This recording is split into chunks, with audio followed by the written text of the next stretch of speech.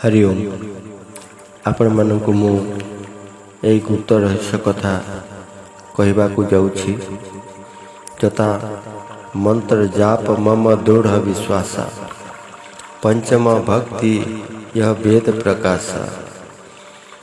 प्रथम अनुष्ठान किए करि पारे? गुरु प्रदत्त मंत्रर अनुष्ठान स्वयं करिबा सर्वोत्तम। केतेक क्षेत्र में निजर धर्मपत्नी द्वारा मध्य अनुष्ठान करा जाई पारे, किंतु एपरि स्थले पत्नी पुत्रवती होइथिबा आवश्यक। स्त्री माने केवल सेतिकी दिन पाई अनुष्ठान आयोजन करिबा उचित जेतिकी दिन तांकर हाथ स्वस्थ रही। मासिक धर्म समय अनुष्ठान खंडित हो जाए। स्थान जोठारे बसी जप कले चित्तर ग्लानि दूर हुए एवं प्रसन्नता बढ़े अथवा जपरे मन लगे। एपरी पवित्र एवं भय रहित स्थान रे पसी जपानुष्ठान करिबा विधेय। दिग साधारणतः पूर्व अथवा उत्तर दिग को मुख करी जप करिबा उचित, किंतु भिन्न भिन्न उद्देश्य साधन निमंते भिन्न भिन्न दिग को मुख करी जप करिबार विधान रही।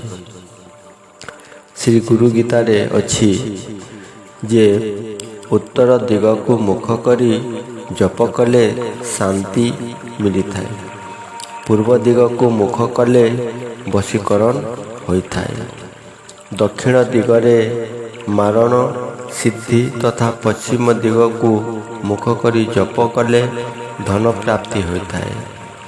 अग्निकोण को मुख करी जप कले आकर्षण, वायव्य कोण को शत्रुनाशक, नैऋत्य कोण रे दर्शन एवं ईशान्य कोण को मुख करी जप कले ज्ञान प्राप्ति होता है।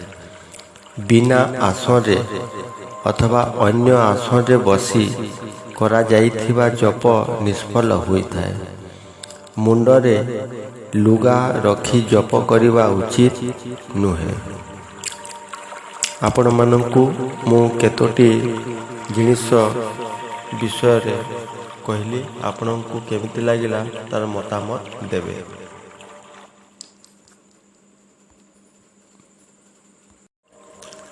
हरि ओम आपण मानकु मु एई गुप्त रहस्य कथा